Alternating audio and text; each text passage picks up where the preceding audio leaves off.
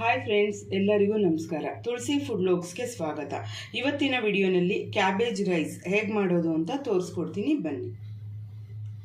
ಒಂದು ಬಾಣಲಿ ತಗೊಂಡಿದ್ದೀನಿ, ಅದಕ್ಕೆ ಎಣ್ಣೆ ಹಾಕ್ಕೊತಾ ಇದ್ದೀನಿ. ಎಣ್ಣೆ ಸ್ವಲ್ಪ ಬಿಸಿ ಆದಮೇಲೆ 1 ಸ್ಪೂನಷ್ಟು ಶುಂಠಿ ಬೆಳ್ಳುಳ್ಳಿ ಪೇಸ್ಟ್ನ ಹಾಕ್ತಾ ಇದ್ದೀನಿ.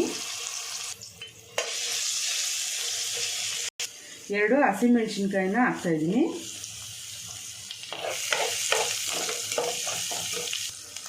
ಈರುಳ್ಳಿ 2 ಹಾಕ್ತಾ ಇದ್ದೀನಿ.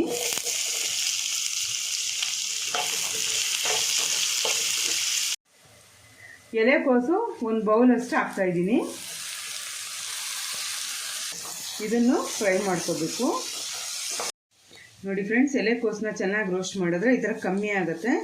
ಇದಾದಮೇಲೆ 1/4 ಸ್ಪೂನಷ್ಟು ಜೀರಿಗೆ ಪುಡಿ ಹಾಕ್ತಾ ಇದ್ದೀನಿ. ಈಗ 1/2 ಸ್ಪೂನು ಕಾಳು ಮೆಣಸಿನ ಪುಡಿ ಹಾಕ್ತಾ ಇದ್ದೀನಿ. 1 ಸ್ಪೂನಷ್ಟು ಸೋಯಾ ಸಾಸ್ ಹಾಕ್ತಾ ಇದ್ದೀನಿ. ಈಗ ಚಿಲ್ಲಿ ಪೌಡರ್ 1/2 ಸ್ಪೂನ್ ಹಾಕ್ತಾ ಇದ್ದೀನಿ. ಕೊತ್ತಂಬರಿ ಸೊಪ್ಪು ಸ್ವಲ್ಪ. ಈಗ ಇದನ್ನು ಚೆನ್ನಾಗಿ ಮಿಕ್ಸ್ ಮಾಡ್ಕೋಬೇಕು.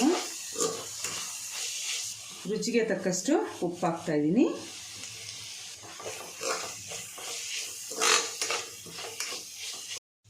ನೋಡಿ ಫ್ರೆಂಡ್ಸ್, ಈಗ ಅನ್ನ ಹಾಕ್ತಾ ಇದ್ದೀನಿ.